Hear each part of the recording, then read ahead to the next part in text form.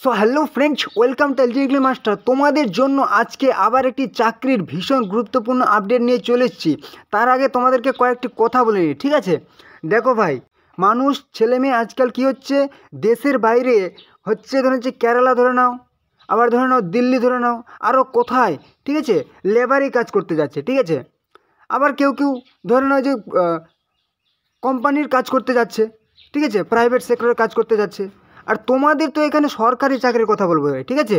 তো কি হবে, একবার হলেও কিন্তু ভিডিওটি দেখে নাও যদি তুমি রাজ্যের বাইরে সরকারি চাকরি করতে চাও, ঠিক আছে, পুরো রাজ্য সরকারি চাকরি কিন্তু, ঠিক আছে, যেখানে তোমাদের শুধুমাত্র যোগ্যতা 10ম পাশে কিন্তু তোমরা আবেদন করতে পারবে, 10 পাস যোগ্যতায়।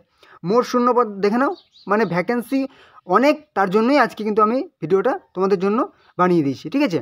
যেখানে 52,453 ভ্যাকেন্সি, ঠিক আছে, অনেক ভ্যাকেন্সি আছে। যেখানে 60,000 টাকা তোমরা কিন্তু স্যালারি পেয়ে যাবে, ঠিক আছে।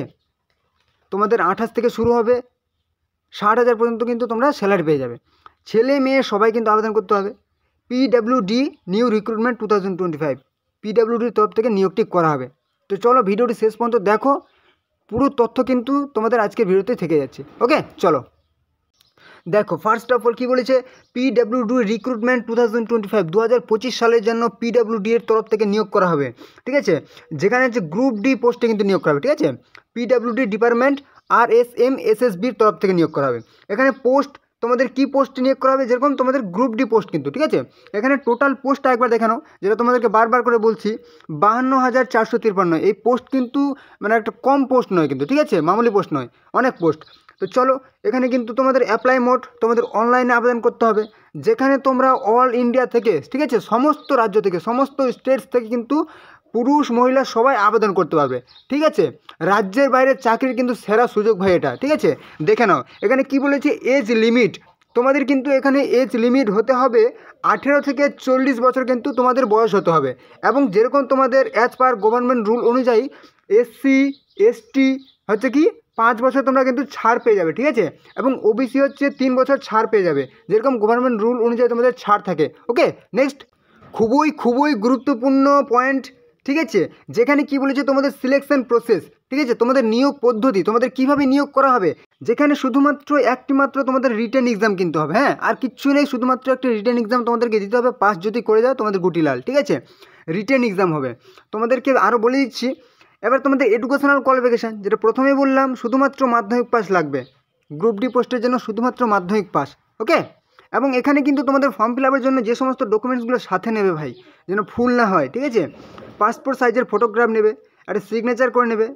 তারপর দেখতে পাচ্ছ এই যে ডকুমেন্টসগুলো অবশ্যই কিন্তু সাথে নেবে, ওকে। নেক্সট চলে আসি তোমাদের কি, এখানে কিন্তু তোমাদের অ্যাপ্লিকেশন ফিটা দেখতে পাচ্ছ, জেনারেল ওবিসিদের জন্য 600 টাকা করে কিন্তু অ্যাপ্লিকেশন ফি লাগবে। এবং SC ST PWDদের জন্য হচ্ছে 400 টাকা অ্যাপ্লিকেশন ফি লাগবে, ঠিক আছে, যেটা অনলাইনে তোমাদেরকে পেড করতে হবে, ঠিক আছে।